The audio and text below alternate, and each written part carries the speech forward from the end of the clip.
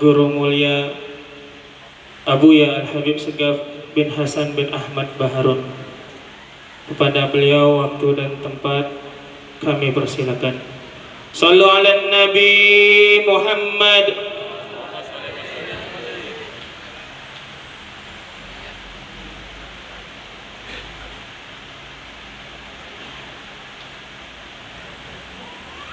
Assalamualaikum warahmatullahi wabarakatuh.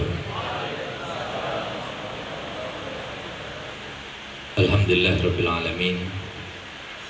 Wassalatu wassalamu ala ashrafil anbiya'i wal mursalin Sayyidina wa habibina wa syafi'ina wa nuri qulubina Muhammad Habibi Rabbil Alamin wa imamil ghurril mahajjalin wa ala alihi wa sahbihi ajma'in. Subhanaka la ilma lana illa ma 'allamtana innaka antal alimul hakim. Rabbi shrah li sadri wa yassir li amri wahlul 'uqdatam min lisani yafqahu qawli. Amma ba'du. Yang sama-sama kita hormati, kita cintai dan kita ta'zimi para habaib anak cucu Nabi kita Muhammad sallallahu alaihi wasallam, yang dengan kami menyebutkan di awal mula khutbah kami ini berarti kita telah melaksanakan himbauan, anjuran, ajaran Nabi kita Muhammad SAW kepada umatnya, di mana Nabi SAW telah bersabda, "Adibu auladakum ala salasi hisal, ala hubbi nabiyikum, wa ala hubbi ali baiti nabiyikum, wa ala tilawatil Qur'an." Ya, artinya hendaklah didiklah anak-anak kalian untuk mencintai Nabi kalian, untuk mencintai keluarga Nabi kalian, dan untuk mencintai membaca Al-Quran. Dan dengan kita mencintai mereka serta kita berkiblat kepada mereka, berarti kita sudah melaksanakan himbauan Nabi kita Muhammad SAW, di mana di antara hadis-hadis yang terakhir beliau sampaikan sebelum beliau wafat adalah hadis yang diriwayatkan oleh Imam Muslim, hadis yang sahih, sebagai hadis yang paling akurat setelah hadis yang diriwayatkan oleh Imam Bukhari, di mana isinya disebutkan sabda tersebut demikian, "Innama ana mru'un makbud yusiku an ya'tiya rasul rabbi fa'ujibu." Aku ini adalah seseorang yang sebentar lagi akan meninggal dunia, dan mungkin sebentar lagi akan datang utusan Tuhanku untuk menjemputku, dan aku iakan permintaannya. Tapi aku tinggalkan untuk kalian dua pusaka.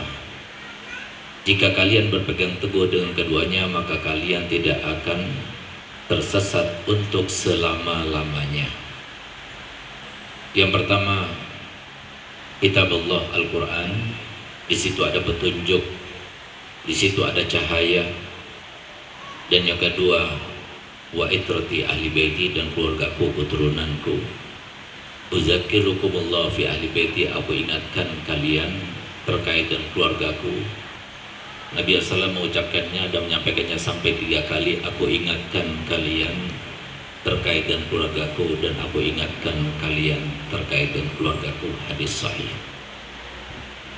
Semoga kita termasuk mencintai mereka, semoga kita termasuk yang memuliakan mereka, dan semoga kita termasuk yang mengakui bahwasanya masih ada keturunan Nabi, sehingga kita masih mau meyakini dan mempercayai Nabi, karena Nabi SAW di antara mukjizatnya yang masih ada sampai akhir zaman seperti sekarang ini adalah apa yang disampaikan oleh Nabi semuanya terbukti, tidak ada luput, tidak ada yang salah.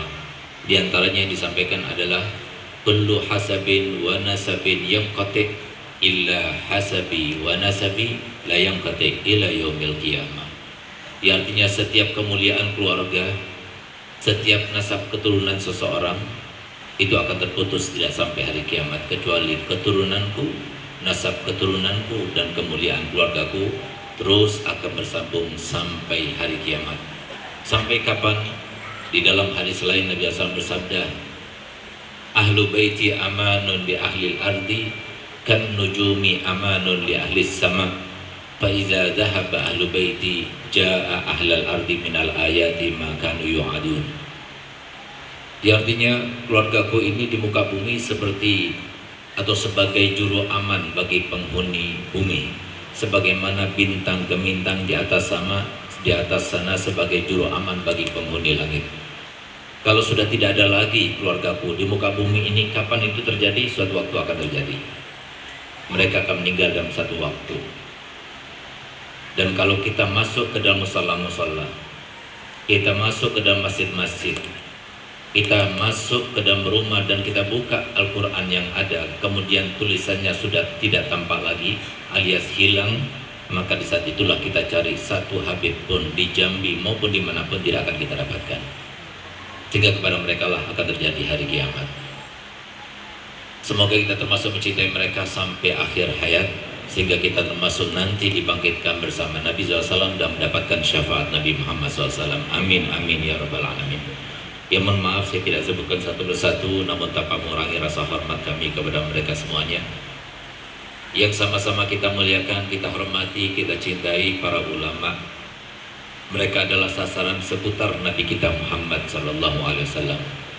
Apapun yang kita inginkan dari diri Nabi Muhammad ada di dalam diri para ulama. Kita ingin mendapatkan doa Nabi Muhammad, minta doa kepada ulama. Kita ingin mendapatkan berkah dari Nabi Muhammad, cari berkah tersebut dalam diri ulama. Kita ingin berjuang dengan Nabi Muhammad, berjuanglah bersama ulama. Kita ingin membantu perjuangan Nabi Muhammad, bantulah perjuangan para ulama. Begitu pula sebaliknya, kalau sampai kita memusuhi para ulama, berarti kita memusuhi Nabi Muhammad.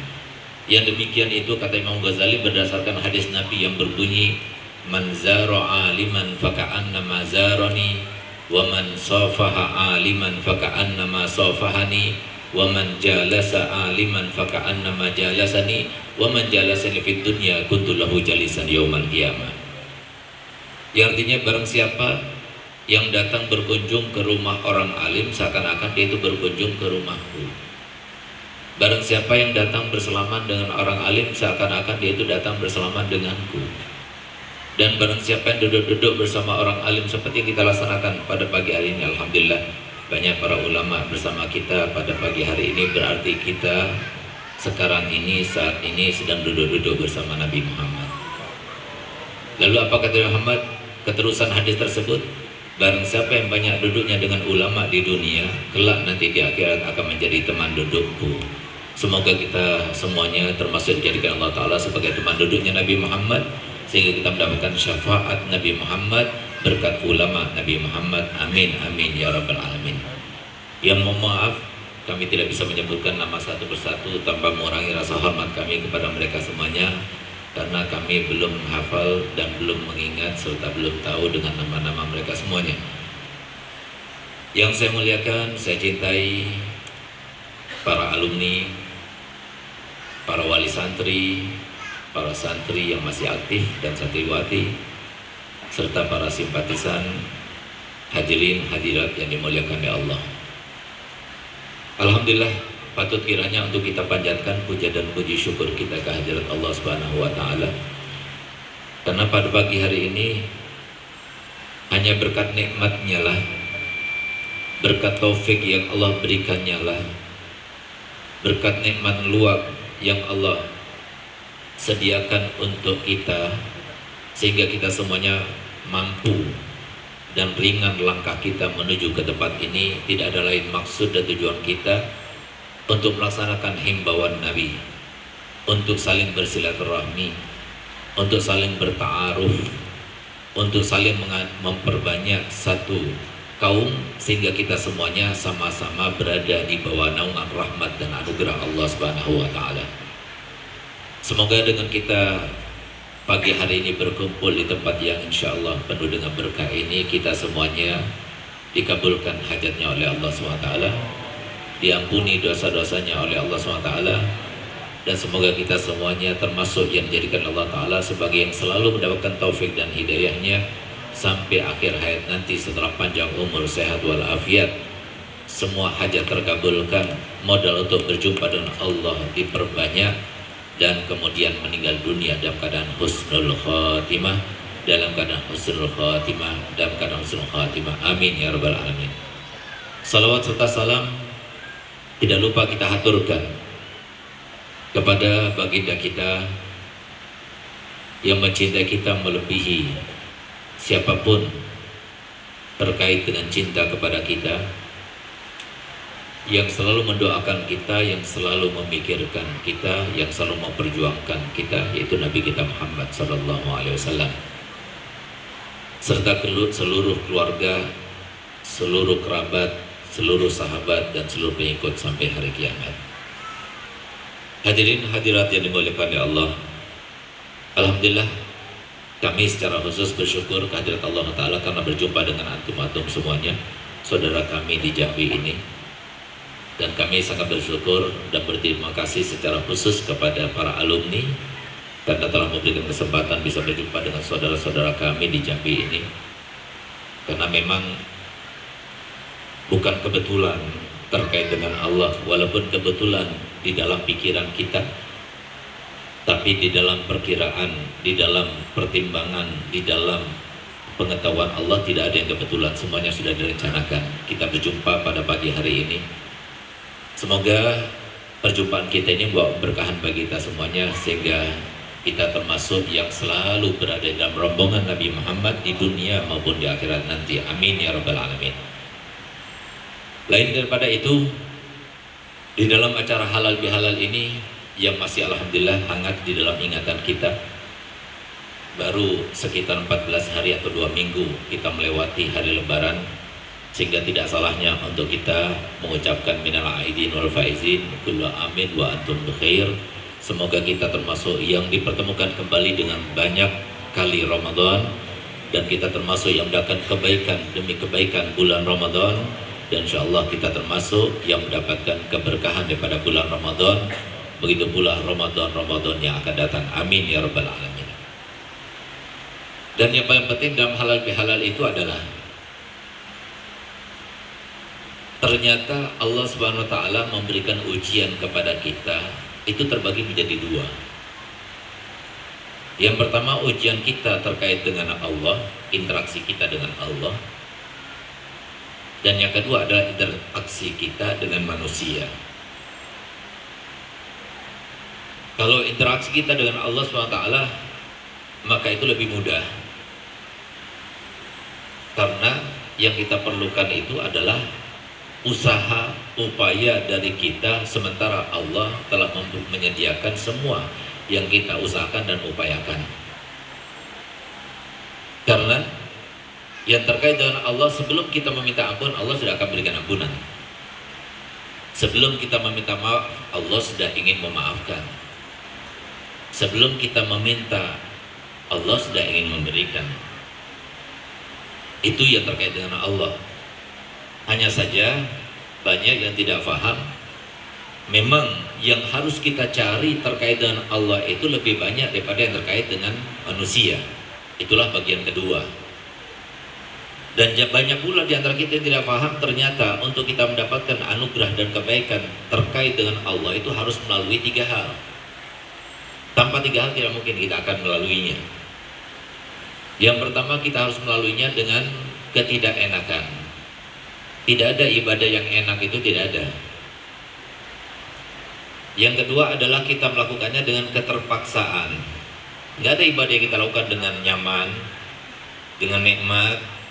Awal mulanya setiap manusia itu yang memang tercipta dengan hawa nafsunya selalu akan melewatinya dengan terpaksa. Sholat 5 waktu dipaksa dulu, puasa bulan Ramadan dipaksa dulu, berakhlak yang mulia dipaksa dulu, kita taat kepada orang tua dan kepada guru dipaksa dulu. Nggak mungkin langsung kita dari awal sudah langsung menikmatinya, itu tidak. Yang menikmatinya itu adalah para wali Allah. Setelah sekian tahapan, barulah dia itu akan bisa menikmatinya. Ditambah lagi, yang ketiga yang harus kita lalui terkait dengan anugerah Allah, baik itu kebaikan berupa pahala kebaikan berupa ridhonya, kebaikan berupa anugerahnya, merupakan wilayah dan sebagainya, kebaikan yang Allah berikan berupa bermimpi Nabi SAW maupun para walinya, itu tidak akan kita dapatkan kecuali harus melalui tahap yang ketiga, yaitu hidayah dari Allah. Hidayah itu adalah sesuatu yang paling jarang Allah turunkan dari atas langit ke bumi. Hidayah itu tidak ada seorang pun daripada manusia maupun jin serta malaikat, bahkan makhluk apapun yang pernah Allah ciptakan yang memilikinya. Hidayah itu hanya milik Allah. Bahkan Nabi kita Muhammad SAW tidak memilikinya. Nabi SAW yang disebutkan dalam sifatnya oleh Allah Ta'ala, harisun alaikum bil mu'minina ra'ufun rahim. Jadi sangat-sangat rakus dengan kebaikan kita. Bahkan beliau selalu bersumpah bahwasanya tidak ridho satu saja daripada umatnya berada di dalam neraka, tapi semuanya harus masuk ke dalam surga. Tapi ternyata Nabi SAW tidak bisa memberikan hidayah, sehingga kemudian Allah menegur Nabi SAW karena beliau selalu pulang dari dakwahnya dalam keadaan sumpek, dalam keadaan sedih, dalam keadaan galau dan kacau pikirannya karena tidak berhasil misi dan visinya mengislamkan kerabatnya maupun umatnya. Maka Allah Ta'ala tidak mau dia dalam kecewa yang sedemikian rupa. Kemudian Allah turunkan firman Allah yang berbunyi, innaka la tahdi man ahbabta walakinnallaha yahdi may yasha.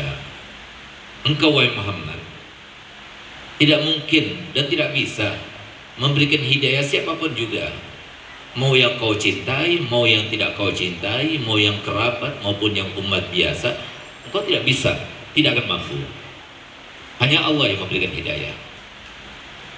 Di dalam ayat yang lainnya Allah memberitahukan kepada kita tugas daripada Nabi, begitu pula tugas para Nabi dan Rasul, begitu pula tugas daripada para ulama, para muballigh, para da'i itu adalah innama anta muzakkir lasta alaihim bimusaitir.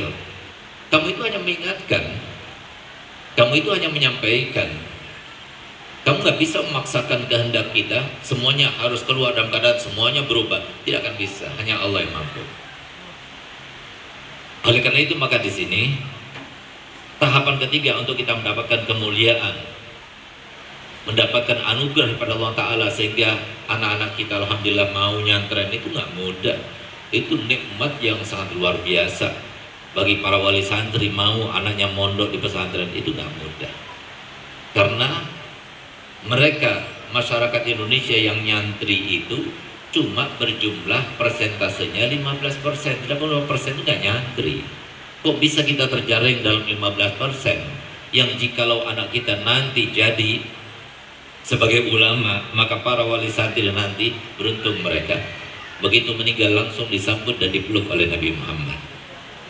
Karena sudah berhasil mendidik dan menyiapkan anaknya untuk menyambut dan juga menyambung serta melanjutkan tongkat estafet dakwahnya Nabi kita Muhammad SAW. Tapi kalau tidak sampai, maka insya Allah niatnya sudah ingin memondokkan itu sudah insya Allah bisa menjadi sebab penghubung antara dia dengan Nabi Muhammad. Kenapa saya katakan tidak sampai? Karena sulit. Mohon maaf, alumni dari Jambi itu banyak, bahkan lebih daripada 100 orang. Tapi yang sampai selesai itu sedikit. Kenapa demikian? Karena setan masih berada di mana-mana. Karena setan nggak mau wali santri itu dipeluk dan disambut oleh Nabi Muhammad, nggak mudah. Karena setan tahu kalau seumpama mereka itu nanti jadi seorang ustadz, seorang dai, seorang muballigh, maka nanti akan sulit ruang gerak mereka, akan terhadang selalu dengan adanya mereka para ustadz itu. Oleh karenanya saya katakan bahwasanya job yang paling sulit di dunia untuk dimiliki dan dialami oleh seorang manusia adalah job sebagai seorang muballigh, seorang dai, seorang ustadz. Itu paling sulit. Menjadi presiden mudah, menjadi pengusaha sukses mudah, tapi menjadi seorang dai yang nantinya ketika pada mahsyar satu-satunya yang ada di sekitar kita yang nantinya akan memberikan syafaat kepada umat yang masih ada kita bisa berinteraksi dengan mereka adalah mereka. Tidak ada yang bisa memberikan pertolongan kelak nanti di padang mahsyar.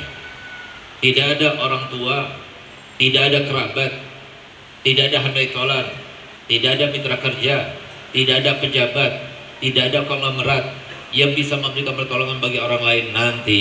Hanya 3 golongan saja sesuai dengan sabda Nabi SAW, la yashfa' yawmal qiyamah illa thalathatun.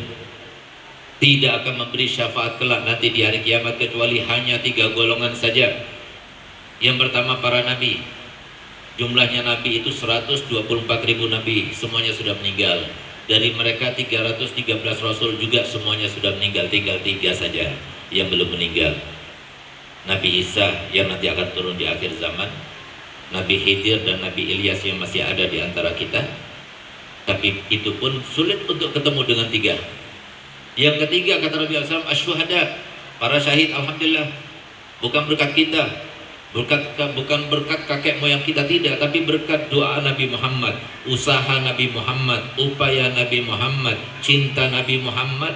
Maka alhamdulillah kita sebagai umat Nabi Muhammad adalah umat yang paling dispesialkan oleh Allah Ta'ala, sehingga banyak sebab-sebab kita meninggal dalam keadaan nanti masuk surga semuanya. Di antaranya adalah ada 70 sebab. Kalau kita meninggal pada saat itu atau pada sebab-sebab tersebut, kita meninggal dalam keadaan langsung masuk surga tanpa hisab. 70 sebab. Nggak ada dalam umat-umat yang lainnya, tidak ada. Umat yang lainnya kalau mau dapat surga harus mereka berusaha dulu. Kalau mereka mau bertobat harus bunuh diri dulu. Tapi kita alhamdulillah berkatnya Nabi Muhammad. Bahkan banyak di antara kita, kata Nabi Muhammad, aktsaru syuhada ummati matu alal firas. Kebanyakan syahid-syahid umatku justru meninggalnya di atas kasur. Berkatnya siapa? Nabi kita Muhammad.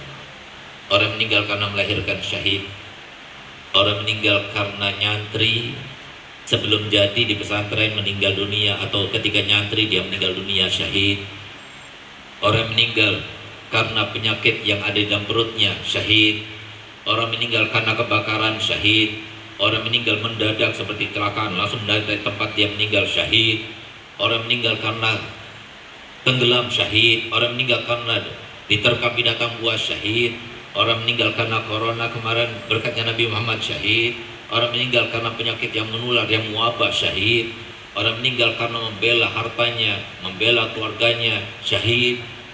Banyak hal, 70 sebab orang yang meninggal dalam keadaan seperti itu meninggal syahid. Tapi kan kita nggak tahu siapa yang meninggal dalam keadaan syahid daripada keluarga kita, kecuali setelah meninggal itu pun kita tidak tahu, tidak bisa memastikan. Hanya Allah bisa memastikan dia itu meninggal syahid atau tidak. Tapi golongan kedua yang disebutkan oleh Nabi dalam hadis tersebut, kita bisa duduk bersama mereka, kita bisa berinteraksi dengan mereka, bahkan kita bisa mempersiapkan anak kita menjadi seperti mereka. Siapa mereka? Para ulama. Kata Nabi SAW, al-ulama. Bahkan kalau syahid yang disebutkan oleh Nabi SAW, salah satu yang akan memberikan pertolongan bagi kita kelak nanti di hari kiamat, hanya bisa memberikan pertolongan bagi keluarganya sebanyak 70. Begitu dia meninggal dunia, semua dosanya diampulkan. Lalu kemudian ruhnya diletakkan di dalam tempurung seekor burung warnanya hijau. Kalau malam hari bergelantungan dengan arsy Allah, ciptaan Allah yang paling besar, yang paling agung, yang paling indah. Kalau sudah siang hari seperti sekarang ini, maka dipersilahkan oleh Allah Ta'ala nyawa daripada para syuhada itu yang berada di dalam tempurung seekor burung warna hijau itu masuk ke dalam surga dan menikmati isi kenikmatan surga, tapi dari dalam burung itu. Dan nanti ketika di hari kiamat diberikan syafaat untuk 70 keluarganya masuk surga langsung bersama mereka, 1 derajat bersama mereka. Tapi kalau ulama nggak ada batasnya, bisa 100, bisa 1000, bisa puluhan ribu, bisa jutaan, tergantung bagaimana komitmennya dengan ilmu yang diajarkan Nabi kita Muhammad SAW. Oleh karenanya adanya anak-anak bapak, anak-anak ibu di pesantren ini membuka ruang yang luas bagi warga Jambi biar mereka itu masuk surga semuanya dengan syafaat mereka. Dan bapak ibu, kakek moyang itulah yang pertama kali akan diselamatkan oleh anak cucu. Kalau kita mempersiapkan anak untuk menjadi bapak presiden, untuk menjadi konglomerat pengusaha yang tersukses, yang terkaya di dunia bahkan, kalau mereka itu tidak bersedekah, maka tidak akan diterima oleh Allah Ta'ala. Kalau sedekah kemudian tidak diberikan pahalanya kepada orang tuanya, nggak sampai. Tapi kalau kita punya anak sebagai seorang ustaz, apapun dilakukannya, bahkan walaupun sedekahnya, walaupun amal kebaikannya tidak diniati, tidak diberikan untuk orang tuanya, tetap otomatis masuk pada orang tuanya. Apapun dilakukannya langsung dikirim pada orang tuanya. Alangkah senangnya nanti dia sudah meninggal di dunia, di dalam kuburnya, tapi terus dapat kiriman daripada ayah anaknya yang sekarang sudah menjadi ustaz, apalagi nanti punya pesantren. Coba lihat bagaimana saya punya Abah Habib Hasan Baharun yang mendirikan pondok pesantren Darul Dakwah, yang sekarang muridnya itu lebih daripada 17.000. 17.000 tidak sholat, 17.000 tidak mengaji, 17.000 mereka tidak melaksanakan apapun daripada kebaikan sebelum dicatat pahalanya di dalam lembaran catatan amal kebaikannya, dikirim dulu kepada Habib Hasan. Berapa dapatnya Habib Hasan sekarang ini? Itu yang harus kita buat sekarang ini. Bukan justru kita itu sangat sibuk, sangat lalai kepada akhirat kita hanya karena kesibukan kita untuk mencari dunia. Padahal saya punya apa berkata begini, yang harusnya paling kita itu enjoy, tenang setenang-tenangnya menghadapi situasi adalah situasi kalau sudah terkait dengan dunia. Kenapa? Karena dunia itu yang menjamin Allah. Allah Ta'ala dalam Al-Quran telah berfirman, wa ma min dabbatin fil ardi illa 'alallahi rizquha. Tidak ada satu binatang pun yang melata di muka bumi ini kecuali Allah yang menanggung rezekinya. Kok bisa-bisanya kita itu lebih memusingkan sesuatu yang dijamin Allah Ta'ala, tapi sementara masa depan kita termasuk yang bisa bersanding dengan Nabi Muhammad atau tidak, bahkan tidak terlintas dalam pikiran kita untuk bermimpi Nabi Muhammad di dunia ini sebagai jaminan untuk nanti di akhirat kita bisa berjumpa dengannya, kelak mendapatkan syafaatnya. Nggak dipikirkan sama kita. Yang penting pikiran gimana cara dapat uang lagi, dapat mobil lagi, rumah lagi, tanah lagi, bertambah rekening kita dan sebagainya. Bahkan banyak di antara kita yang semacam itu, kemudian dia tidak menggunakan dan tidak sadar bahwasanya dunia yang dia miliki itu adalah sebuah modal yang Allah berikan untuk dia, bukan untuk siapa-siapa, bukan untuk anak-anaknya, bukan untuk keturunannya. Anak keturunannya itu ada sendiri rezekinya, lain lagi. Itu untuk kamu. Oleh karena Allah Ta'ala firman, fa amma bi ni'mati rabbika, hadis, gunakan. Abah Guru Sekumpul rahimahullah rahmatul abrar, Abah Guru Zaini, dia mengatakan kalau seumpama kita punya dunia, tidak digunakan dunianya dengan 3 penggunaan atau dibagi uangnya itu dengan 3 bagian, maka dia termasuk orang yang rugi hidup di dunia. Bagian pertama, dia gunakan sama keluarganya, bikin rumah yang bagus, beli mobil yang bagus. Jangan kita itu seperti filsafat orang sebelah, hemat pangkal kaya, kumpulin dulu sampai banyak, kalau sudah kaya baru kita nikmati. Kita nunggu sampai stroke baru kita nikmati, kita nunggu sampai kita diabetes baru kita nikmati, kita nunggu sampai kita hipertensi baru kita nikmati. Tidak seperti itu yang diajarkan Nabi Muhammad SAW. Gunakan sepertiga untuk kita dan keluarga. Bahkan mohon maaf, saya pernah berjumpa dengan orang kaya raya, rumahnya luar biasa megahnya dan sebagainya, tapi handphonenya itu rusak, bahkan diikat sama karet. Itu kan luar biasa, tidak menikmati yang semacam ini. Ada lagi satu orang kaya, rumahnya itu gagang pintunya saja terbuat dari lapisan emas. Ternyata mobilnya itu mobil Mr. Bean, Ford tahun 1967. Ini saya tanya, antum kan punya uang banyak, kenapa kok beli mobil yang kayak begini? Apa jawabannya? Iya, Bib, kalau seumpama terbentur sana sini kan nggak terlalu pikiran. Masya Allah. Hanya untuk ke bengkel saja dipikirkan. Nah, ini orang ini yang dimaksud oleh Nabi SAW. Kam min talibin wa laysa bi'aqilih. Berapa banyak orang yang mencari dunia tapi tidak ikut sempat menikmatinya. Tapi dia itu fungsinya mencari dunia sebagai babunya, pembantunya, pelayannya, keluarga. Dia mencari untuk anaknya, dia mencari untuk istrinya. Nanti istrinya kalau dia sudah meninggal, istrinya kawin lagi. Untuk modal itu saja. Kenapa dia demikian? Kenapa banyak orang semacam ini? Kenapa banyak orang yang punya jabatan, punya harta benda, punya segala-galanya? Jangan sampai kita katakan, Beb, saya ini nggak punya modal untuk mendekat kepada Allah dan Rasulnya. Kalau dia mengatakan demikian, berarti dia adalah orang yang kufur kepada Allah. Kenapa? Allah Maha Adil. Di antara sifat Allah adalah Al-Adil. Semuanya diberikan kesempatan. Satu dengan yang lainnya di antara kita yang ada sekarang ini di tempat ini, di gedung ini, nggak ada yang beda, semuanya sama. Di mata Allah semuanya sama, dikasih modal semuanya sama, yang habaib sama, yang bukan habaib sama, yang punya ilmu sama, yang punya jabatan semuanya sama. Kalau nggak sama berarti Allah nggak adil. Cuma kita tidak mau menggunakan.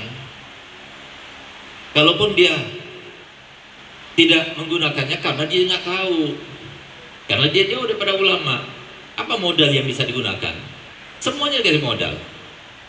Oleh karena itu maka kenapa hal ini terjadi?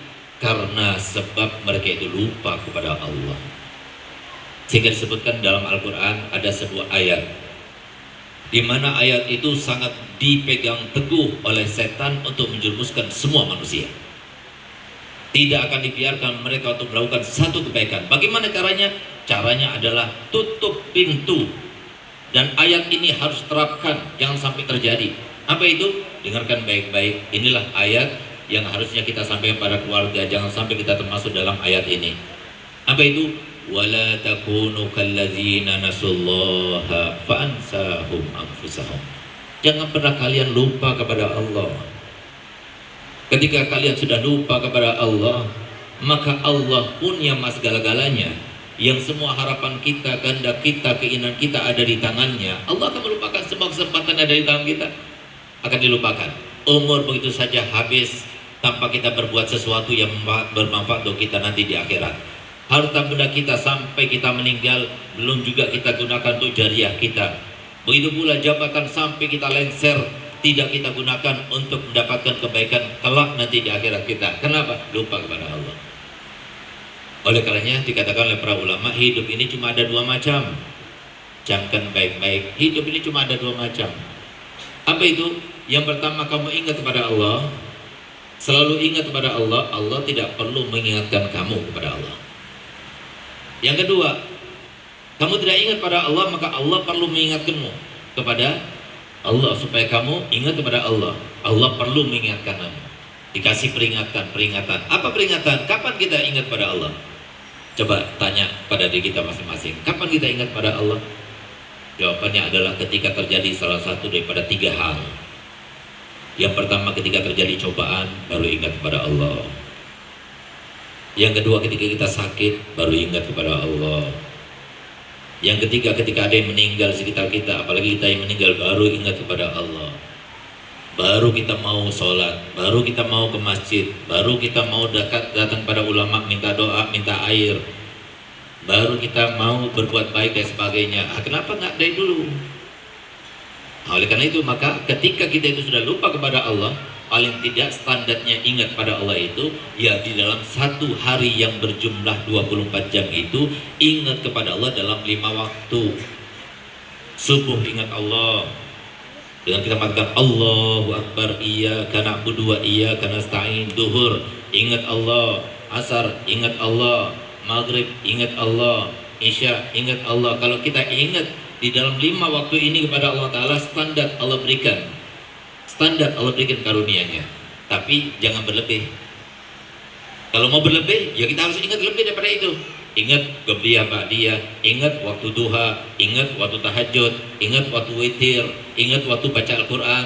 Nah, maka apa yang kita lakukan itulah yang menentukan kebahagiaan kita. Jangan terkecoh, jangan mau kita mendengarkan hawa nafsu kita ataupun dugaan-dugaan kita, apalagi apa katanya TikTok yang didengarin. Tapi apa kata Al-Quran, apa kata Nabi Muhammad itu yang diingatkan. Mohon maaf, tidak ada seorang pun di antara kita kecuali pasti semua dengan cobaannya, kecuali semua dengan masalahnya, semuanya. Tapi beda antara orang yang bermasalah tapi dia beriman kepada Allah, tapi dia ingat kepada Allah, tapi dia itu taat kepada Allah, dengan orang yang bermasalah tapi dia tidak beriman kepada Allah, dia tidak ingat kepada Allah, dia berdosa kepada Allah, nggak sama, beda. Di dunia harus capek, di dunia harus penat, di dunia harus bermasalah. Iya, memang tidak ada seorang nabi pun, tidak ada seorang rasul pun pasti bermasalah. Bahkan paling beratnya masalah manusia itu adalah para nabi dan rasul. Tapi mereka menikmatinya. Beda dengan mereka. Jangan kita sangka bahwasanya hanya muslim yang bermasalah, tapi yang non muslim nggak bermasalah. Sama, masalahnya sama. Ada yang masalah sama istri, ada yang masalah sama keluarga, ada yang masalah dengan finansial, ada yang masalah dengan dirinya sendiri, ada yang masalah dengan status sosialnya, ada yang masalah dengan tetangganya. Semuanya bermasalah. Cuma kalau kita itu beriman dan bertakwa, maka masalah itu kita anggap nikmat gitu. Apakah ada gambarannya dalam kehidupan? Iya, ada. Seperti apa? Kita semuanya pernah sakit. Anak kita juga pernah sakit. Orang tua kita juga pernah sakit. Semua di sekitar kita, keliling kita, semuanya pernah sakit. Ketika sakit kita pergi ke mana? Kemana? Ke dokter? Apa ke dukun? Dokter kan? Nah, sama dokter diapain? Suntik. Ada yang mau sehat disuntik? Nggak ada yang mau. Kenapa? Suntik sakit. Sampai sekarang setiap saya disuntik untuk mengambil darah ataupun disuntik vitamin dan sebagainya, pasti saya merem matanya. Kenapa? Trauma dari masa kecil sampai sekarang. Nggak ada yang mau disuntik dalam keadaan sehat, nggak mau. Tapi subhanallah, sudah disuntik, sakit, mau dia menjamkan mata, habis itu dokternya dikasih uang lagi. Ini gambarannya. So, disuntik, mau dia. Dengan sukarela dia mau, bahkan dia minta pada dokternya, suntik, nggak apa-apa. Dikasih uang lagi dokternya. Kenapa? Karena ada harapan. Harapan inilah yang membedakan antara orang yang nggak punya harapan dengan orang yang berharapan. Sehingga jarang sekali seorang mukmin, bahkan seorang muslim, kalau mukmin nggak ada seorang mukmin satu pun. Tapi kalau muslim sedikit sekali, jarang sekali seorang muslim yang kemudian bunuh diri, jarang. Tapi kalau yang mereka di luar sana banyak. Mereka sudah dapat ketenaran, dapat harta benda, dapat semuanya, tapi ada sesuatu yang belum didapatkan. Apa itu? Entah apa. Akhirnya apa? Bunuh diri. Tapi kita enggak. Karena ada harapan. Nabi Muhammad telah bersabda dalam hadisnya, "Idza ahabballahu 'abdan ibtala." Kalau sudah Allah mencintai seorang hamba, Allah akan berikan dia cobaan. Oh, berarti cobaan yang terjadi pada saya ini adalah sesuatu tanda bahwasanya Allah mencintai saya. Alhamdulillah, harapan bahkan timbul menjadi cinta, menjadi senang, gembira, bahagia. Itu ajaran Nabi kita Muhammad SAW. Oleh karena itu para hadirin hadirat yang dimuliakan Allah Ta'ala, alhamdulillah kita bersyukur pada Allah Ta'ala karena kita berada di dalam naungan riayah dan hidayahnya. Semoga kita tidak dijauhkan kembali daripada hidayah dan riayah ini. Semoga anak-anak kita semuanya sampai jadi menjadi ulama. Yang kedua, hablum minan nas, hubungan kita dengan manusia. Imam Ghazali mengatakan demikian. Kalau kita siap berkumpul dengan orang, berkumpul dengan keluarga, berkumpul dengan tetangga, berkumpul dengan masyarakat, itu baik. Bahkan itu lebih baik. Itulah keadaannya para nabi, itulah keadaannya para rasul, itulah keadaannya para ulama. Kalau kita siap. Kalau kita tidak siap, berkhulwatlah, beruzlahlah. Apa maksudnya siapan kita? Kita siap atau tidak siap? Kesiapan kita itu untuk berkumpul dengan manusia atau tidak itu dari segi ketakwaan kepada Allah. Dalam arti nggak boleh kita melakukan sesuatu yang dilarangnya, dan wajib kita melaksanakan semua yang diperintahkannya. Itu namanya takwa. Nggak mudah berkumpul dengan manusia, nggak mudah. Manusia itu macam-macam.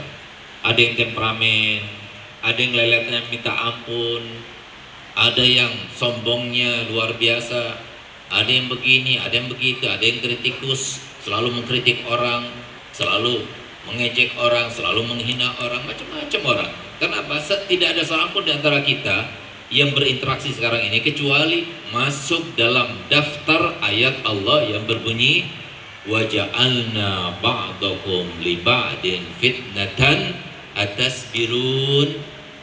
Aku jadikan antara satu dengan yang lainnya di antara kalian itu adalah fitnah, cobaan. Untuk apa? Untuk Allah tahu siapa di antara kita yang sabar dan siapa di antara kita yang tidak sabar. Itu tujuannya Allah Ta'ala. Sehingga bagaimana kita itu beradaptasi, bagaimana kita itu berkomunikasi, bagaimana kita berinteraksi dengan manusia, maka hendaknya kita jalani interaksi kita dengan manusia dengan 3 senjata atau 3 tahapan atau 3 poin yang diajarkan oleh Nabi SAW. Yang pertama apa? Yang pertama, jalani dengan dasar husnudzon. Jangan suudzon kepada orang lain. Tidak berjumpa dengan orang lain kecuali pasti suudzon. Oh, ini ahli maksiat, ini begini, ini begitu. Ketemu sama istrinya, begini, begitu. Jangan husnudzon. Mohon maaf, manusia itu nggak bisa buat apa-apa. Fa innal izzata lillahi jami'a. Yang namanya kemuliaan itu di tangan Allah. Manusia itu tidak bisa beri manfaat kepada siapapun juga kecuali Allah yang berkehendak. Tidak bisa memberikan bahaya bagaimanapun juga rupanya kecuali Allah yang berkehendak. Di dalam hadis sahih telah disebutkan, "Lau kana insukum wa jinnukum." Kalau seumpama seluruh manusia, bahkan seluruh jin, mereka itu bersatu padu untuk memberikan satu kemanfaatan saja kepada kita, umat manusia. Kalau Allah nggak berkehendak, nggak terlaksana. Sebaliknya, kalau seumpama seluruh berkumpul bersatu padu untuk memberikan suatu keburukan, kalau Allah tidak berkehendak, nggak bakal terlaksana. Semua itu dengan kehendak Allah. Makanya Nabi SAW itu berpesan kepada kita, kalau kita mau selamat daripada dosa yang terkait dengan manusia, maka katanya Nabi SAW, kun ma'al khalqi ka'anla khalqa. Jadilah kamu itu bersama makhluk, gak ada makhluk kecuali kita bersama Allah. Orang begini begitu, Allah berkehendak. Dia dihinakan, direndahkan, Allah yang berkehendak. Tujuannya siapa? Sasarannya kita. Sasarannya itu kita, bukan orang lain. Sasarannya kita. Istri kita begini, kita sasarannya. Anak kita begini, kita sasarannya. Tetangga kita begini, kita sasarannya. Tujuannya apa? Tujuannya 1 dari 3, nggak ada yang keempat. Allah memberikan itu semuanya 1 daripada 3, bukan nggak ada yang 4. Yang pertama, Allah ingin menghapuskan dosa-dosanya. Nggak mau dihapuskan dosanya. Yang kedua, Allah akan meninggikan derajatnya. Nggak mau ditinggikan derajatnya. Yang ketiga, Allah akan memberikan pahala sebanyak-banyaknya kepada kita. Nggak mau dikasih pahala. Harus melalui itu semuanya. Nggak ada yang gratis, nggak ada yang mau pakai HP anak seperti HP ini. Ini HP termahal yang pernah ada. HP iPhone 14 Pro 1 TB memorinya dengan 2 kartu. Bayar pajak sehingga bisa dipakai. Nggak ada di Indonesia karena saya belinya di Hong Kong. Kalau mau beli ini harus di Hong Kong. Nah, terus kalau mau pakai seperti ini nggak punya duit, mana mungkin? Harus ada energi yang kita korbankan, harus ada uang yang kita keluarkan. Sama kita mau dapat pahala gratisan gitu, nggak ada pahala gratisan begitu. Harus kita itu berkorban perasaan, berkorban energi, berkorban harta benda, korbankan semuanya untuk Allah dan Rasulnya. Semuanya kasih modal ya Allah Ta'ala. Sabar aja, sabar, jangan merespon. Oleh karenanya Imam Ghazali mengatakan, kalau ada di antara manusia yang menjadi cobaan bagi kalian, siapapun dia, mau orang tua, mau keluarga, mau saudara kita, bikin marah kita dan sebagainya, jangan direspon kecuali setelah 5 menit. Itu awalnya. Itu standarnya. Kalau kita mau selamat, karena mohon maaf, dosa terkait dengan orang itu adalah dosa yang tidak dimaafkan oleh Allah Ta'ala kecuali kalau orang itu yang bersangkutan memaafkan kita.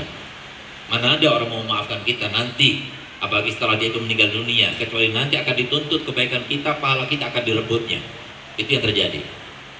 Bahkan Nabi SAW menganjurkan kalau semua kita harus berdosa, dosa antara kita sama Allah, Allah Ghafurur Rahim. Tapi kalau dosa kita dengan manusia, manusia itu sulit untuk maafkan. Kita sudah lupa bagaimana Allah Ta'ala menggambarkan dalam Al-Quran, yauma yafirul mar'u min akhi wa ummihi wa abi wa sahibatihi wa bani likulli imri'in minhum yauma idzin sya'nun yughni. Pada saat itu semua berlarian. Orang tua berlarian dari anaknya, anaknya berlarian dari orang tuanya, istrinya berlarian daripada suaminya, suaminya berlarian daripada istrinya. Dan begitu semuanya. Kenapa? Karena mereka semua menuntut kebaikan kita. Sehingga yang bisa menyelamatkan kita kelak nanti di pada mahsyar hanya kebaikan kita. dan tidak membahayakan kita kelak nanti kecuali hanya dosa kita. Mereka akan memikulkan dosanya mereka pada kita dan mereka akan mengambil kebaikan kita. Sehingga apa? Tidak ada seorang pun di antara kita kecuali mengatakan, siapa bilang aku ayahmu? Siapa bilang aku ibumu? Siapa bilang aku suamimu? Siapa bilang aku istrimu? Ini loh yang terjadi. Semuanya untuk kita. Kita sendiri, saya hidup untuk saya sendiri. Semua orang lain. Istri kita orang lain, anak kita orang lain. Kita hanya dituntut dengan orang lainnya itu untuk menggunakan kesempatan yang semaksimalnya. Suami adanya itu orang lain, bukan siapa-siapa. Suami itu adanya untuk kamu mendapatkan ridhonya Allah, surganya Allah. Bukan malah dijadikan Tuhan, kemana-mana dipikirkan, terlambat datang kemudian dipertanyakan, dipersoalkan. Memang ada pertanyaan mungkar nakir, kenapa suamimu itu datang terlambat dan sebagainya, dengan siapa dia berkumpul? Tidak ada. Kita telah dibuli-buli, telah dibombongin sama setan itu yang kurang ajar, yang ingin menghabiskan waktu kita, umur kita untuk sesuatu yang tidak ada gunanya. Gunakan kesempatan. Semuanya orang tua adanya untuk apa? Supaya kita naik derajatnya. Nggak ada yang lebih daripada bakti sama orang tua. Adanya guru untuk kita bakti kepada mereka. Jangan sampai kita ada masalah sama guru, ada masalah kepada guru, apalagi gurunya itu sudah meninggal dunia, maka apapun tidak akan mengeluarkannya daripada himpitan permasalahan yang menyengsarakan. Kalau kita masih durhaka sama orang tua, walaupun orang tua sudah meninggal, bisa kita merubah status kita menjadi anak-anak yang berbakti orang tuanya dengan apa? Membayarkan hutangnya, melaksanakan wasiatnya, menyambung silaturahminya, berdoa untuknya dengan ampunan, berwasiat, bersedekah untuknya dan sebagainya. Tapi kalau sudah guru meninggal dunia, sementara dia itu ada masalah dengan guru, habis sudah. Itu yang dikatakan oleh para ulama. Jadi adanya mereka itu bukan harus kita terkait dengan mereka, tidak. Tapi adanya mereka itu adalah kesempatan untuk kita gunakan, mendekatkan diri pada Allah dan menjauh daripada segala hal yang bisa menyengsarakan kita di dunia.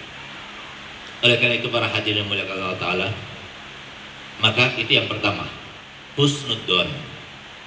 Kenapa husnudzon? Karena Allah telah berfirman, ana inda dhanni abdi bi falyadun bi masya. Aku ini berada dalam persangkaan hambaku, terserah mau bersangka apa kepadaku.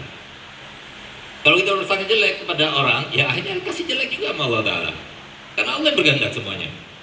Kalau kita berprasangka baik kepada orang, maka orang itu akhirnya disesuaikan dengan persangkaan baiknya itu. Jadi yang pertama, jangan kita melihat orang lain kecuali dengan sangka baik. Pejabat, oh ini korupsi, jangan. Orang yang bertatuan, oh berarti ini ahli dosa besar, jangan. Bukan kepekerjaan kita, bukan ranah kita. Kita memvonis orang lain, ini termasuk orang yang jauh daripada Allah, dekat pada Allah, ini masuk neraka, ini masuk neraka. Bukan urusan kita, itu urusan Allah. Allah Arhamur Rahimin, Allah itu rahmat kepada semua hambanya. Yang pernah kita itu benci orang lain, jangan. Itu perintahnya Nabi, anjuran Nabi. Itu yang pertama. Yang kedua kita anggap semua yang berinteraksi dengan kita itu adalah sya'nullah. Apa sya'nullah? Sya'nullah seperti yang disampaikan oleh para ulama untuk kita selalu berzikir la ilaha illallah kulla yaumin huwa fisyan. Itu sya'nullah. Nggak ada yang kebetulan, itu nggak ada, semuanya sudah direncanakan. Kok bisa kemarin saya berada di Pontianak, sekarang sudah ada di Jambi? Kebetulan? Tidak direncanakan Allah Ta'ala. Kok bisa saya berjumpa dengan antum-antum yang ganteng-ganteng, ada yang jelek, ada yang ini? Itu nggak ada yang kebetulan, semuanya direncanakan Allah Ta'ala. Kok bisa berjumpa dengan orang yang begini, sifatnya begini? Nggak ada yang kebetulan, semuanya direncanakan. Tapi untuk apa? Untuk kita merespon. Bagaimana kita merespon? Kalau kita melihat yang ada di depan kita, samping kita, depan kita, semuanya ini saudara kita. Yang lebih tua kakanda saya, yang lebih muda adinda saya, berarti itu menunjukkan keimanan. Itu maksudnya Allah Ta'ala melihat. Kita dibawa ke Jambi, bagaimana pandangan kita? Kita bawa Pontianak, bagaimana pandangan kita? Hari Senin kita ke Kalsel, bagaimana? Mereka itu di sana. Kalau kita melihat semuanya, ini saudara saya, ini saudara saya. Semuanya orang baik. Nggak ada yang lebih, saya lebih baik pada dia, nggak ada. Semuanya lebih baik daripada saya. Yang merespon semacam itu, maka dia itu adalah orang yang dekat kepada Allah.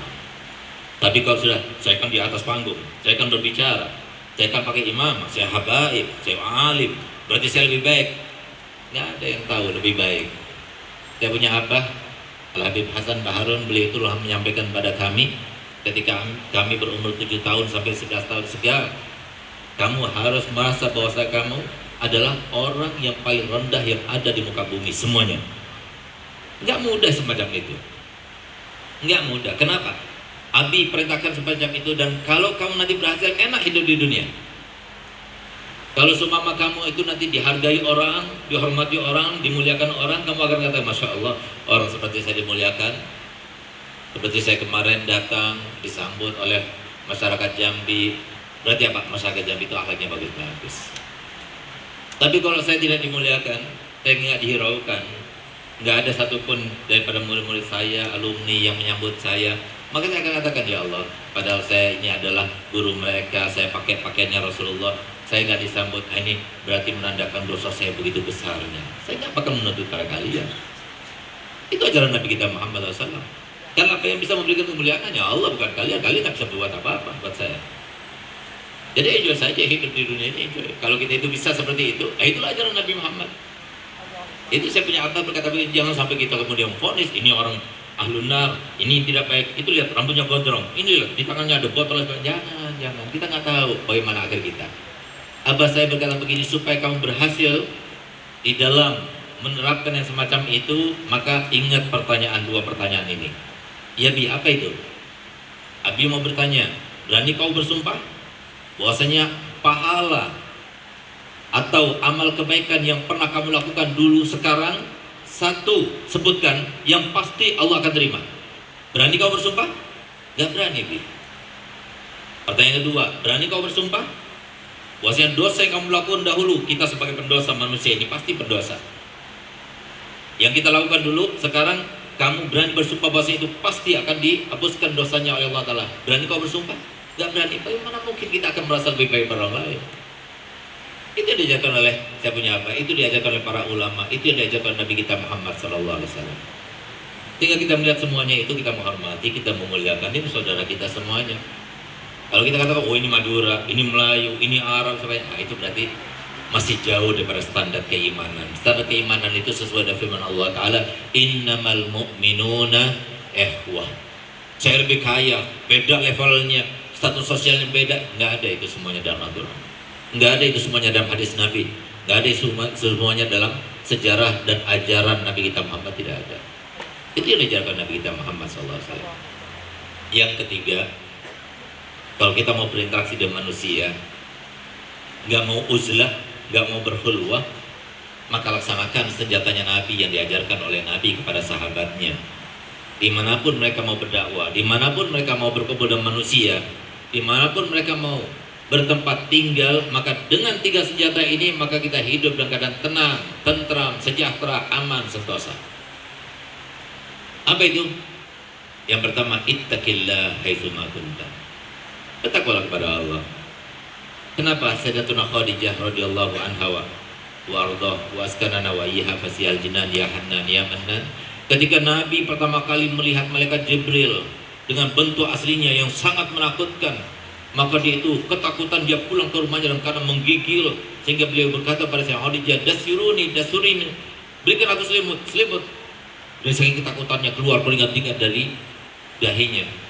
Apa kata Sayyidatuna Khadijah? Jangan khawatir, yang terjadi kepada kamu bukanlah keburukan, tapi justru kebaikan. Karena engkau adalah seorang yang menyambung silaturahminya.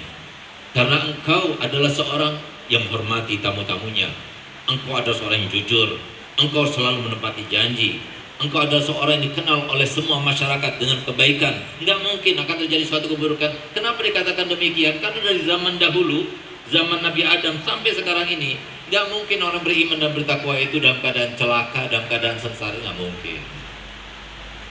Hidupnya gak enak, gak mungkin. Walaupun orang lain lihat rumahnya cuma dari gubuk, rumahnya sangat sederhana. Yang namanya kesenangan, kebahagiaan bukan materi, bukan finansial, tapi bahagia itu adalah rasa yang kita rasakan di sini. Sama tuh, sakitnya di sini sama, bahagia juga di sini. Rasa, bukan finansial. Al-Habib Muhammad bin Thohir Ba'bud yang dihauli di kota Kediri sana, itu beliau salah satu daripada muridnya Habib Abdullah bin Umar Asyadili. Alhamdulillah, sanad keilmuan kita dan semua para alumni Dalwa bersama kepada Habib Abdullah bin Umar Syatiri. Karena saya pernah belajar pada Habib Salim Syatiri. Habib Salim Syatiri pernah belajar kepada Habib Ghadir bin Ahmad Asgaf. Habib Ghadir bin Ahmad Asgaf pernah belajar pada Habib Umar bin Ahmad bin Smith. Habib Umar bin Ahmad Smith belajar pada Habib Abdullah bin Umar Syatiri. Beliau datang salah satu muridnya yang kaya raya, punya 4 tuku emas. Izinkan guru, rumah antum ini saya akan bangun. Kenapa demikian? Karena rumah beliau itu terbuat dari, katanya orang Jawa itu gedek, kayu, pering, bambu. Dari bambu terbuatnya. Itu kalau ada tamu, kalau mau dibuka pintunya diangkat dulu, digeser. Ini beliau datang langsung di Hadramaut, nggak bisa bahasa Indonesia dia. Guru, izinkan saya mau bangun rumah antum dengan batu bata. Apa jawabannya? Jangan Haji, jangan. Saya ini hidup gak berhutang saja sudah cukup, alhamdulillah. Kita lihat. Saudara itu ada tanpa ada minnah, tanpa ada jasa sama sekali. Tapi lihat bagaimana beliau itu mengatakan. Karena dia merasa nikmat, merasa bahagia. Itu kebahagiaan. Tapi mereka yang bermaksiat gak bakal tenang hidupnya. Mereka pezina gak bakal tenang hidupnya. Mereka koruptor, mereka yang makan uangnya haram, mereka yang memutuskan dari silaturahminya, mereka ada masalah dengan orang tuanya, durhaka sama orang tuanya, nggak bakal tenang. Walaupun rumahnya megah, walaupun mobilnya mewah, walaupun uangnya melimpah, nggak bakal senang. Tenang hidupnya nggak ada, bahagia itu nggak ada. Karena apa? Sesuai dengan firman Allah Taala. Kalau kita mau bahagia, ikuti ayat Allah Taala. Kalau kita mau sengsara, ikuti ayat yang lainnya itu. Apa ayat yang bahagia kita? Dengarkan. Ini kiat untuk kita bahagia hidupnya. Man amila solihan min zakarin au unsa wa huwa mu'minun falanuhyiyannahu hayatan thayyibah. Siapapun di antara kalian yang beramal soleh, asalkan dilandasi dari keimanan, maka pasti kami akan berikan kehidupan yang sangat menyamankan. Di dunia ada menyamankan hidupnya. Siapa mereka? Mereka yang beramal soleh dan beriman. Siapa beriman? Beriman itu bukan pakai pakaian kayak begini, ini beriman. Pakai baju takwa berarti beriman? Tidak, beriman itu berkeyakinan. Yang punya keyakinan itu iman. Sama seperti yakin kita. Saya mau tanya kepada antum semuanya, sekarang siang apa malam? Siang apa malam? Siang. Yakin? Yakin. Berani bersumpah? Berani bersumpah. Semuanya berani bersumpah. Harus kita yakin. Seperti keyakinan kita bahwasanya sekarang ini siang hari, orang yang tidak sholat 5 waktu, tidak sesuai dengan yang diperintahkan Allah Ta'ala, maka dia akan bahagia. Enggak bakalan bahagia. Harus kamu yakin bahwasanya setiap dosa itu akan menyengsarakan kita. Kalau enggak sekarang, tunggu saatnya, pasti akan sengsara. Yakin dengan semua ajaran Nabi Muhammad SAW, itu maksudnya yakin. Kalau sudah yakin seperti itu, mukmin. Makanya Nabi SAW bersabda, innal mu'mina la yakhaf. Orang mukmin enggak pernah takut. Apalagi untuk yang kita makan kepada orang lain, nggak pernah takut, takutnya hanya kepada Allah. Itu orang mukmin. Wallahi innal mu'mina la yazni hina zani wa huwa mu'min wa la yasriqu sariq hina yasriq wa huwa mu'min. Demi Allah, orang pezina itu bukan mukmin. Ketika dia berzina, dia mukmin? Enggak mukmin. Ketika dia minum khamar, dia mukmin? Enggak mukmin. Ketika dia mencuri, dia mukmin? Enggak mukmin. Orang mukmin enggak bakalan dia melakukan itu. Itu mukmin. Sementara kalau kita mau sengsara hidupnya, maka ayat yang lainnya telah berbunyi, man a'radu an dzikri fa inna lahu ma'isyatan donka wa nahsyuruhu yaumal qiyamati a'ma. Barang siapa yang berpaling pada syariatku, ulamaku, majelis zikirku, pondok pesantren yang mengajarkan zikir itu, kalau sudah kita berpaling dari tempat-tempat yang semacam itu, maka kami akan berikan kehidupan baginya, kehidupan yang sangat menyempitkan. Ini yang terjadi, nggak mungkin luput. Kan apa yang menciptakan bumi, langit, semuanya Allah. Yang menciptakan kita juga semuanya Allah. Yang menurunkan Al-Quran, yang memberikan tadi argumen-argumen tadi, itu juga Allah. Bagaimana mungkin kita akan lepas? Oleh karena itu, saya akan bertanya dengan 5 hal pertanyaan untuk kita itu meyakini bahwa semua disampaikan Nabi Muhammad benar. Yang menjawab pertanyaan saya doakan umurnya lebih panjang dari yang ditentukan 10 tahun. Uangnya lebih banyak dari yang Allah tentukan 10 miliar. Saya mau tanya, yang bikin orang itu panjang umurnya atau pendek umurnya siapa? Yang bikin orang itu kaya atau miskin siapa? Yang bikin orang itu sakit atau sehat siapa? Yang bikin orang itu sukses atau tidak sukses siapa? Yang bikin orang itu mati su'ul khotimah atau husnul khotimah itu siapa? Kita tahu semuanya, walaupun anak kecil tahu jawabannya Allah. Bagaimana mungkin kita durhaka sama orang tua, mau dapat bahagia, dari mana bahagia datang? Mau kita sugih, kaya raya, tapi membahagiakan, dari mana itu semua datang? Kalau kita nggak kembali pada Allah, ya satu-satunya ada kembali pada Allah. Kita memohon pada Allah Ta'ala, semoga kita termasuk yang selalu berada di dalam riayah hidayahnya Allah SWT. Amin ya Rabbal Alamin. Kemudian yang kedua, kalau kita harus berkumpul sama manusia, kalau ada yang tidak baik, baiki. Itu perintahnya Nabi. Kerabat saya ini nggak baik, baiki. Kenapa? Kalau ada yang nggak baik, berarti kesempatan buat kita. Kesempatan apa? Mengalami seperti yang dialami oleh Nabi. Apa sih yang dilakukan oleh mereka pada kita? Diajak saja, dihina saja, dicaci saja. Nabi Muhammad lebih caciannya. Dipukul, sebesar apa pukulannya? Seberat apa? Nabi Muhammad bukan cuma dipukul. Nabi Muhammad sampai luka-luka, giginya patah, sampai kemudian terperangkap di dalam gubangan 2 meter jauhnya, di bawahnya itu banyak senjata. Itu Nabi Muhammad, kita nggak ada apa-apanya.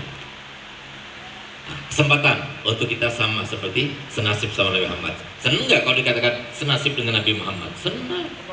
Jangan senasib sama Fir'aun, jangan senasib sama Haman, na'udzubillah. Ini senasib sama Nabi Muhammad. Itu yang pertama. Yang kedua, kesempatan. Kalau kita sukses melewatinya, kita naik derajatnya, besar pahala kita. Masalahnya kalau kita diuji dengan interaksi dengan manusia, lalu kemudian kita tidak berhasil melewatinya karena kita tidak sabar, bukan berarti selesai, tidak, diulang lagi oleh Allah Ta'ala sampai berhasil. Emang enak diulang? Mau anak bapak nggak naik, tahun ini nggak naik, tahun depan nggak naik lagi, tahun depan lagi nggak naik lagi, mau? Apakah berarti kalau sudah nggak naik lagi nanti pasti naik? Nggak mungkin naik, tetap diulang lagi ujiannya. Jadi biarkan melewati ujian-ujian yang banyak, biar cepat kita sampai dekat kepada Nabi Muhammad SAW. Apalagi kita sudah beruban, apalagi kita sudah tua, kita akan ditinggalkan oleh manusia. Bukan cuma ditinggalkan, bahkan ingatan kita juga tidak ada. Kalau semua kita meninggal, mereka sedih, keluarga, iya sedih, menangis, iya menangis, sampai berapa lama? Paling 3 hari. 3 hari menangis, habis 3 hari nggak ada lagi nangis. Itu terjadi. Lalu apa? Yang berhasil bersama kita siapa? Amal kita saja, amal kebaikan kita. Nah, oleh karena itu yang kedua. Ada yang nggak baik, baiki. Kata Nabi Muhammad, kalau kita baiki sesuatu yang tidak baik, maka pasti akan berubah. Yang tadinya tidak baik, orang itu akan menjadi baik. Berkat siapa? Berkat kita. Pahala kita besar, pahala kita melimpah, derajat kita tinggi, dan kita sudah senasib sama Nabi Muhammad SAW. Dan yang terakhir kata Nabi Muhammad, wa khaliqin nas bihulukin hasan. Berakhlak kepada semua alam dengan akhlak yang baik, terutama dengan senyuman. Kalau kita itu mau memberikan kepada semua orang harta kita, nggak cukup harta kita sebanyak apapun, tapi dengan senyuman kita bisa memberikan kebaikan kepada semua orang lain. Akhlak yang baik pada semua orang. Dan itulah ciri daripada anak-anak Dalwa, alumni Dalwa. Ingat Abu Hasan berkata begini, kami tidak merasa bangga dengan alumni yang pandai bahasa Arabnya, dengan para alumni maupun para santri dan santriwati Dalwa yang baik cara dakwahnya. Tidak, kami tidak merasa bangga dengan itu, tapi kami bangga dan misi dan visi kami anak-anak belajar di Dalwa kalau mereka itu berakhlakul karimah. Semoga kalian semuanya dan kita semuanya berada di naungan hidayah Allah Ta'ala, diberikan Allah Ta'ala hidayah selalu, berkesinambungan sampai akhir hayat nanti, dan semoga kita dimudahkan untuk berakhlakul karimah, dan semoga kita semuanya termasuk yang saling mencintai sesama, tidak ada saling membenci, dan semoga kita semuanya diberikan harta yang banyak, melimpah, tidak ada hisab di akhiratnya, dan nanti kita menjadi sebab insyaallah harta kita, dekat kita kepada Allah, dekat kita kepada Nabi Muhammad SAW, berguna untuk perjuangannya Nabi Muhammad SAW. Ala hazini yang walikun niyatin salihah wa ala manafsah salih. Al-Fatihah.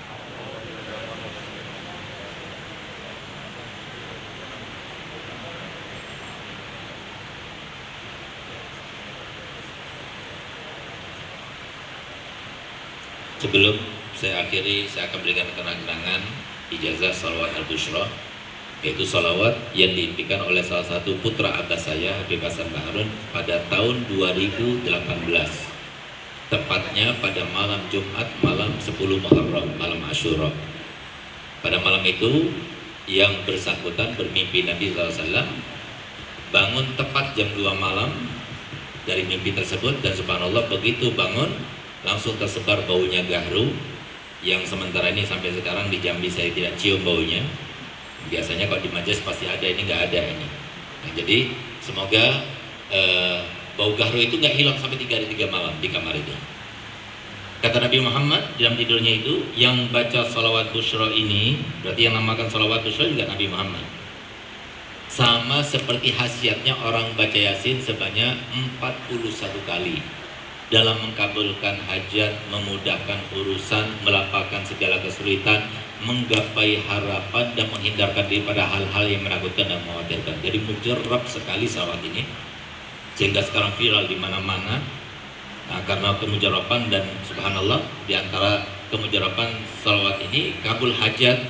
Dengan kita membaca salawat ini dimudahkan untuk mendapatkan kebahagiaan, kemudahan ya. Nah, bahkan ada satu orang yang datang kepada kami menceritakan ada satu ustazah yang dia itu kena kanker tulang, sudah diagnosa stadium 5. Beliau terus lazimi salat busyra ini 1 tahun tepat daripada dia melazimi, subhanallah didiagnosa lagi sudah hilang sama sekali, habis. Itu terjadi di Cirebon, salah satu daripada ustazah. Nah, itu disampaikan ketika kami membuat seminar di gedung 65 di Jakarta pada saat itu. Nah, walhasil salat busyra ini jadi salat hadiah Nabi untuk umat ini. Kita masih ingat orang tua kita dulu, guru-guru kita dulu, kalau punya hajat baca Yasin berapa kali? 41 kali. Siapa yang membaca sekarang 41 kali? 2,5 jam. Coba diumumkan sama panitia, kita tidak akan tuntas, nggak akan keluarkan makanan kecuali setelah baca Yasin 41 kali. Masih tetap nggak di sini? Nah, ini 2,5 jam. Tapi alhamdulillah Nabi SAW memberikan salat busyra ini. Salat busyra ini kalau sudah hafal, selesai 41 menit, cuma 7 menit saja selesai sudah. Sebelum saya ijazahkan, saya akan terjemahkan dahulu supaya lebih mantap membacanya. Allahumma sholli wa sallim, ya Allah haturkan salawat serta salam ala sayyidina Muhammadin, kepada junjungan kami, pimpinan kami Nabi Muhammad, sahibil busra, sumber dari segala macam kabar gembira dan kebahagiaan. Tidak ada seorang pun di antara kita yang akan kebahagiaan kecuali berkatnya Nabi Muhammad, wasilahnya Nabi Muhammad. Salawat yang saya baca ini ya Allah, tujuannya, maksudnya, tubasyiruna biha, engkau bahagiakan kami, wa ahlana, dan semua keluarga kami, wa uladana, dan semua anak keturunan kami, wa jami'a masyaihina wa ma'limina, dan semua guru-guru kami, wa talabatana wa talibatina, dan semua siswa serta siswi kami, min yaumina hadza, dari hari ini kau bahagiakan kami, ila yaumil akhirah, sampai hari akhirat nanti. Sedangkan cara membacanya dari 1 sampai 38 kita baca biasa saja. Nanti 39, 40, 41 kita baca dengan nada Jibil Qulub. Kenapa demikian? Karena sekitar 2 tahun yang lalu ada seorang bermimpi Nabi SAW membacanya dengan nada Jibil Qulub, dan Nabi SAW senang kalau dibaca dengan nada Jibil Qulub. Rohaninya itu hadir.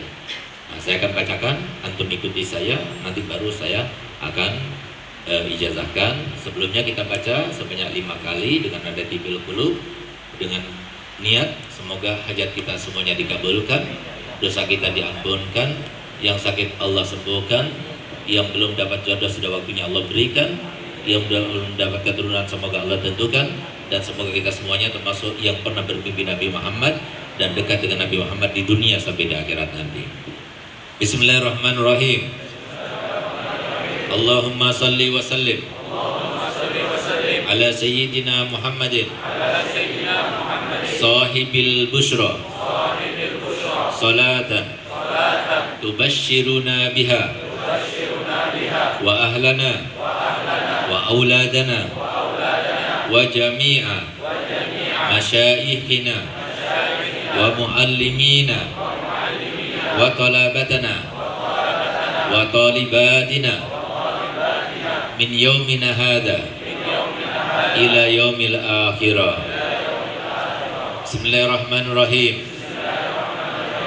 Allahumma sholli wa sallim ala sayyidina Muhammadin sahibil busyara salatan tubashshiruna biha wa ahlana wa auladana wa jami'a masyayikhina wa muallimina wa talabatana wa talibatina min yaumina hadha ila yaumil akhirah. Allahumma salli wa sallim ala sayyidina Muhammadin sahibil busyara salatan tubashshiruna biha wa ahlana wa auladana wa jami'a masyayikhina wa muallimina wa talabatana wa talibatina min yaumina hadha ila yaumil akhirah. Allahumma salli wa sallim ala sayyidina Muhammadin sahibil busyara salatan tubashshiruna biha wa ahlana wa auladana wa jami'a masyayikhina wa muallimina wa talabatana wa talibatina min yaumina hadha ila yaumil akhirah. Allahumma salli wa sallim ala sayyidina Muhammadin sahibil busyara salatan tubashshiruna biha wa ahlana wa auladana wa jami'a masyayikhina wa muallimina wa talabatana wa talibatina min yaumina hadha ila yaumil akhirah. Allahumma salli wa sallim ala sayyidina Muhammadin sahibil busyara salatan tubashshiruna biha wa ahlana wa auladana wa jami'a masyayikhina wa muallimina wa talabatana wa talibatina min yaumina hadha ila yaumil akhirah. Kalau benar bacaannya seperti yang saya baca tadi ya, jadi wa jami'a bukan wa jami'i ya, wa jami'a. Jadi ma'tufnya ke jami'a, wa jami'a itu ma'tuf ya. Jadi mansub hukumnya. Jadi bukan wa jami'i tapi wa jami'a.